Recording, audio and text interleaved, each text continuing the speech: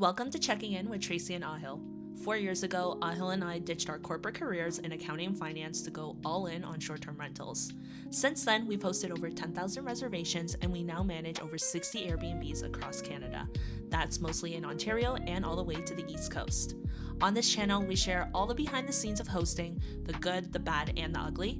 If you're into Airbnb tips, real life hosting stories, and how to grow your own short-term rental business, you're on the right channel. Let's get into it.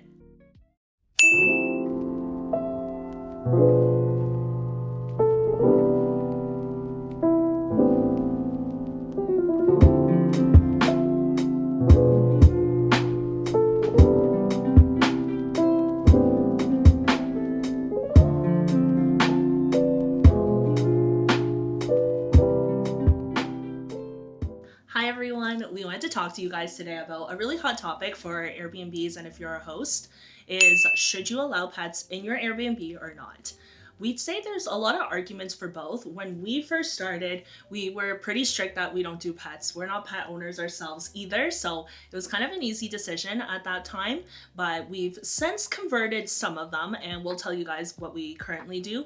But before we dive into that, we'll talk you guys through why you should consider allowing pets, or some of the cases of why you wouldn't want to allow any pets. So let's dig right in. So let's start by talking why we did not allow pets at our listings. So the first reason why we didn't allow pets at our listing is hosting pets. It could lead to like extra cleaning time when the guest eventually checks out, especially after a long stay. So it's riskier to host back-to-back bookings, and you can be particularly burned by like back-to-back bookings, especially when the previous guest that's checking out, they're checking out with pets. We've had cases where the cleaner takes like 6, 7, 8 hours almost sometimes, especially when we're talking about a large 3-bedroom home. The dog's been on every single piece of furniture in the house. They've been on every single piece of linen.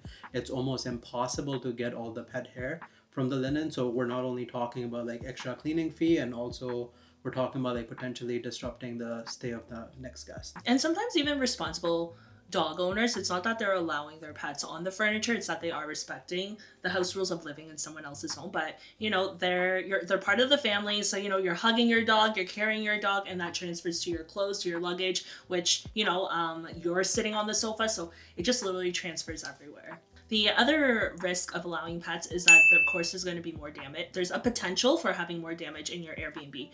For example, they may chew on carpets, they may be scratching the sides of your furniture, they might actually pull on any curtains that you have, like bite on it, and then that loosens the curtain rod. So there is definitely a potential of more risk than normal of having a pet rather than not. So adding to what Tracy was talking about, extra cleaning fees, luckily Airbnbs changed their policies about 2.5 years ago, but previously you couldn't even claim extra cleaning or damages from pets, but luckily they've changed that. So now we're becoming more and more open to allowing pets in our listing, but we'll talk about that later. Another reason why we don't allow pets in our listing, or we didn't used to, because a lot of guests, they're like allergic to pet hair. So even when your cleaner spends 8-10 hours in the property, we can possibly get like every single pet hair out of the sofa, out of the HVAC system. Like, these hairs, they get everywhere. And unless you do a full duct cleaning of the house, like it's impossible to get like every single piece Even of hair. with a full duct cleaning, you're not gonna get it out. I know, like it just gets everywhere. And then, like someone checks in, they have like, they're allergic to like pet hair, and they have an allergic reaction. And now what are you gonna do? You're forced to like give them a full refund, or refund them any nights they're not able to stay, and then you're forced to rebook your place on a short notice. That can potentially hurt you in the long run. The last risk that we see with hosting pets is that there can be noise complaints, especially if your Airbnb is an apartment or a duplex or any shared spaces, because dogs will run every time that they see someone at the door or someone rings the doorbell, and then that's just more clattering on the floors. They will also tend to bark more often, so again, just more noise for the other units around them. And lastly is that we've also had issues with it doesn't happen too often. I will say most pet owners are quite responsible and they love their pets, so they don't really actually leave their pets at home for extended periods of time or anything. But we have had an incident where someone did leave their pet at home and the dog was barking non-stop, literally barking for 4 hours straight. So it just creates a really, really bad experience for any other guests in the other unit. And ultimately, sometimes it's not even the owner's fault, right? It's just the pet maybe has some anxiety, or it's a one-off situation situation, but overall just a very unpleasant situation. So, be mindful about it's not just your unit itself, it's about the impact to other units around it or its neighbors. So we talked about all the negative aspects of why you would not want to host pets in your listing. Now let's talk about why we would want to host pets. So every market is a bit different, but what we're noticing, especially over the last 24 months, is Airbnb, it's gotten increasingly competitive and it's becoming increasingly difficult to stand out in this market. You can have the best design, but so is everyone else around you, right? So you just have to find different ways to stand out in markets like these, and one of ways in which you can stand out by allowing pets in your property. So the next question is, how do you figure out if there's a demand for pet-friendly homes in your area, in your city?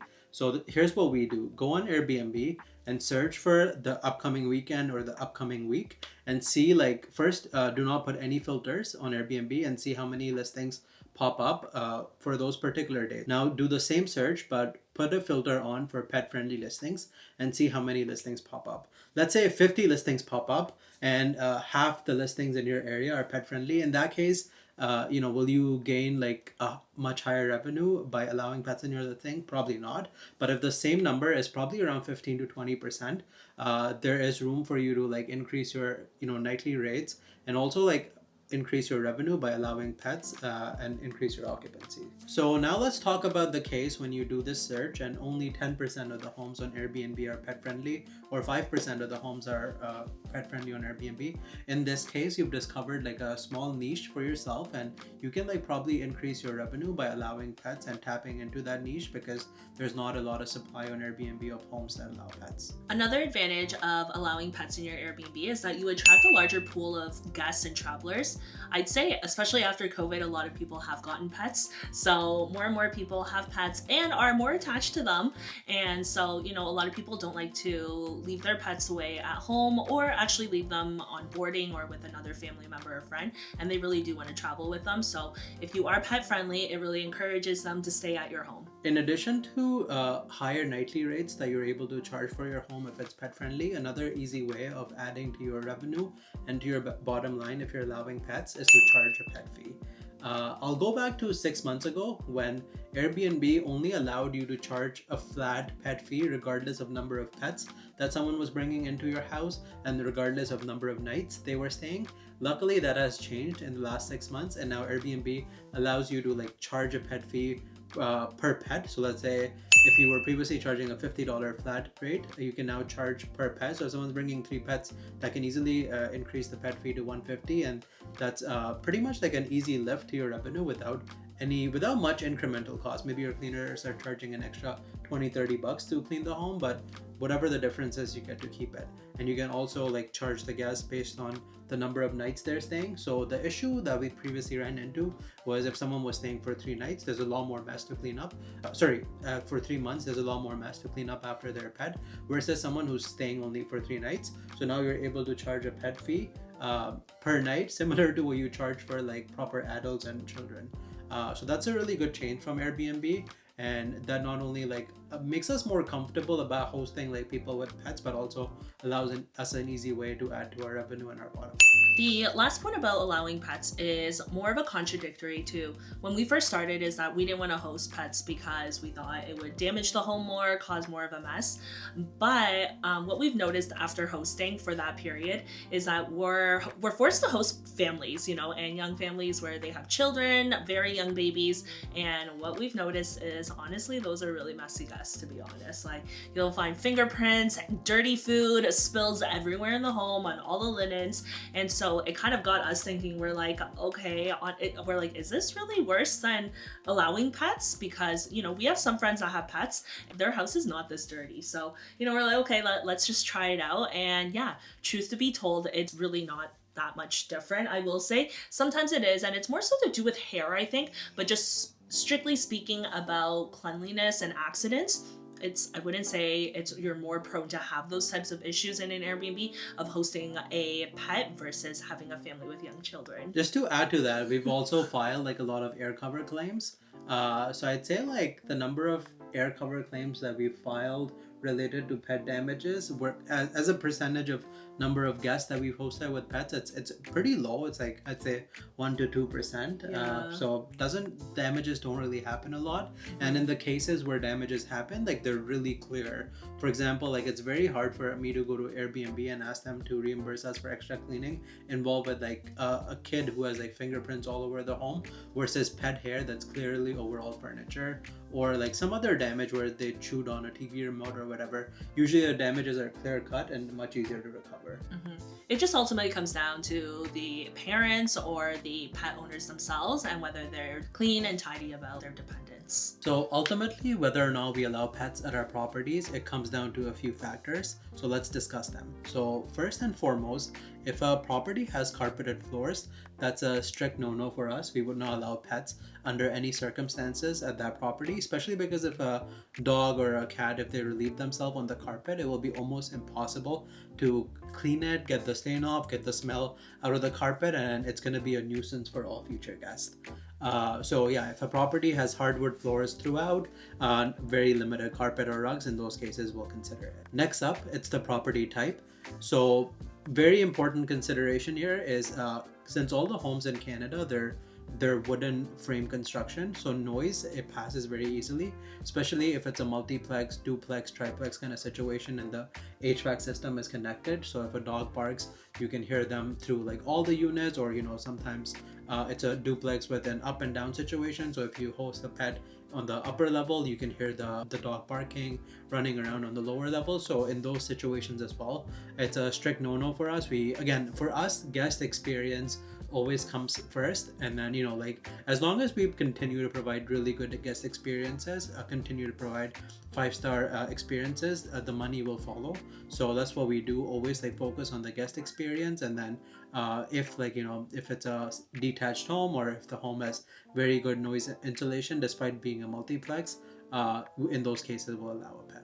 It's also about smooth operations, I'll say. So for example, even though, so let's say you have a carpeted home and the dog or cat has actually peed multiple times on the rug, and yes, you can get a professional carpet cleaning company, but can you really do that on short notice if you have back-to-back bookings? The answer is no. So that's why it's not just really, can it be solved? It's can it be solved in a timely manner? So let's talk about what happens next. Let's say we have a property with good noise insulation, or a detached home. We have a property with hardwood floors throughout, or minimal chances of the flooring get damaged by a pet peeing. In those cases, we'll tell the owners, we'll look at the market as well. We'll tell them, hey, listen, there's like a shortage of like pet friendly homes in this market, and like to us personally, we don't see like the chances of the pet damaging your home are very minimal. And in the rare case that the pet does damage it, we always have air cover to go through. So we'd say our recommendation is, you should allow pets, and if this was our home, we would allow it. But ultimately, we leave it up to you. If you've had some owners, they've just had really terrible experiences with pets. So like money is a secondary concern to them, right? So in those cases, like we may still not allow a pet if it's a perfect home, if the owner says no. So let's say you finally decided with the owner that you guys want to allow pets. That doesn't just mean you select allow pets on your listing and you're ready to go. You want to select that. You want to select how many number of pets you allow as well, because that's also one of those new features that they released, I think, in the last year. Because before, if you allow pets, people could have 10 pets or 1 pet, all for the same pet fee. Really ridiculous. Oh, and also say your pet fee. It's in a hidden spot in the calendar. So yeah, where do you go? I think you go into calendar settings. So you don't go into listing settings, you go into calendar settings, and you have to scroll down into pricing, additional fees. Cleaning, yeah. In the same section where you would add the cleaning fee, there's an option to add the pet fee, and then you can decide whether it's going to be a fixed fee regardless of number of pets or number of nights, whether it's going to be a pet fee per pet, like what Tracy was saying, or it's going to be on a per night basis per pet. So set all of that up, and then also go to your house rules, and you can also include it in the listing description as well.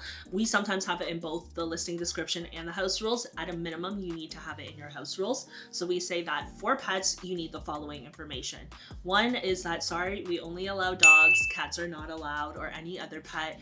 And and just the reason is cats are just smellier. They leave a really stronger scent in the home, so it just can't happen. They have to register that pet in their guest total count, because otherwise that pet fee won't be, they can't see that pet fee, you know. Next up is, we're pretty lenient on this next one, is that your dog needs to weigh less than 50 pounds. We're very lenient on that. It's just, we just wanted to put some number on there just so we have some guests have an idea of what to expect. So, you know, we've definitely hosted a 90-pound dog. My favorite way to convince me is that if you have a lazy dog. So if you tell me your dog is lazy and 90 pounds, I'm totally happy with that. That's better than a Chihuahua that weighs, what, 5 pounds? I think the only exception would be like if the unit itself is really, really small. Oh, yeah. That's where we would not allow a 90-pound. If a dog is almost as big as a human, then no. And if the unit's so small, so we just feel like it's just not a good fit. Next up is that they have to be house trained, of course. They have to be kept off of any furniture and beds, and specifically we do ask guests to still bring like a flat sheet or sheet of some sort to put on the sofas themselves, because like we mentioned earlier in this video, even though the dog is house trained, is that you're still like touching your pet all the time, so that it transfers to you and transfers to the sofa. So we just want to reduce that amount of fur as much as possible. We ask that dog owners bring their own beds and towels for their dogs to use. Please do not use our own, because otherwise when our cleaners are washing it, all the hair just gets mixed into everything. For this might not be as nice as well for some pet owners, but we just really have to do it for our protection, unfortunately. But we ask that owners take their dogs off property to relieve themselves, because we have had incidents where pet owners just leave their dogs in the backyard and the dog has actually pooped in a number of places, and it's a situation which cleaners are not honestly comfortable picking up dog poop all the time, especially if they don't have pets themselves. Even if they have pets themselves, it's not a nice thing to do. So we just ask them to do it off the property. We'll name some local parks as well that they can do that. And also some neighbors don't like it when your other pets are peeing on like your lawn. I think specifically for one of our properties, it's something about the acidity levels, and it actually hurts the grass from growing. So we just ask that, and it's just for the benefit of the neighborhood as well. And our last disclosure is that there is no excessive barking, especially if your pet is left home alone. So we do ask that all pet owners follow this, and if they are okay with that, then we are happy to welcome that. Oh, before we end this clip, one very important exception, it has to do with service animals. So it doesn't matter if you do not allow pets in your home, you still have to make an exception for service animals and accommodate them. Service animals are considered medical devices, which is why you need to accommodate them, and service animals are different from support animals. So support animals, you still have the option as a host to not host support animals, but you do have to make an accommodation for service animals. And the only way you can get an exception for this, if the owner who's living at the property, if they're allergic to like pet hair, or if the cleaner, in very specific cases, right, if there's someone has a very like life-threatening allergy, in those cases you can get an exception, but in 99% of the cases you should be accommodating guests with a service animal. And then if you are accepted, if like, you know, you have to host that guest with a service animal, and you don't, whether or not you allow pets or not, is that you are not allowed to charge a pet fee or any cleaning fee up front. If the guest checks out and there are abnormal damages, you can still go through the normal air cover process, but up front you can't be charging a pet fee. So don't try that, because you're not going to win that case.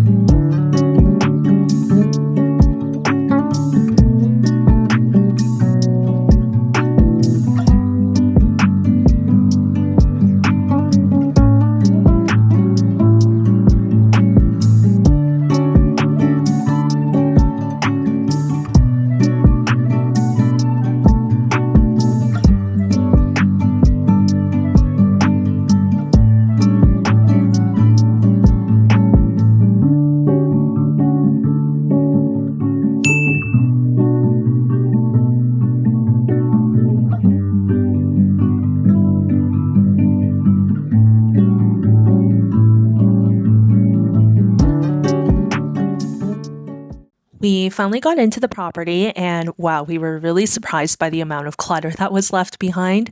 So the owners lived here for many, many years, and they recently had to move to a different country for work purposes. And it seemed, based on the condition of how many random toys, personal items, and boxes that were left behind, is that it was a move that needed to happen on late notice. But regardless, we're here. We're just gonna document everything that needs to be packed away, or things that we have questions about. For example, like, should we throw it out? Or, hey, is this really valuable? Because if it is, we definitely want to pack it up, even though you may think that it's good to offer a guest. This home is located in a really prime school area in Toronto, so we are hopeful that this property will do really well. One, it shows really well. I think the railings really make it stand out. The kitchen does have a few high-end appliances as well, so perfect for families, and it's extremely spacious. This home is only 3 bedrooms, and I'll show you that as well, but really spacious for a group of 6. I'm going to show you guys upstairs where the bedrooms are located. All of the bedrooms are extremely spacious, and there's 2 full bathrooms upstairs, basement, and then a powder room on the main floor. So it's a really beautifully laid out home, in my opinion. It's also really well located, so we're really happy and excited to work with the owner here. And because of this too, we don't always offer this, and it also just depends on our availability, our team's availability. The owners do need help, obviously, doing the decluttering and all of that, so we are going to help facilitate that work with our cleaners. Our cleaners will be able to box up everything, put everything away. There's a lot of storage options in the basement, so we're gonna take care of that and get this fully Airbnb ready. Luckily, all of the furniture is in the home, and we just gave a list to the owner so that he could order on Amazon and Costco online and Walmart online, so that he could deliver all the consumables and bedding, and we'll also get that all set up for this. So we wrapped up at the other property, and before we head out to dinner, we just came by here because a guest checked out of this property earlier today, and they told us that the window just came right open, just like what you see Ahil did. So we're gonna see if we can fix it, but if not, we'll get measurements, get all the parts detailed down so that a handyman can come prepared to fix this as efficiently as possible.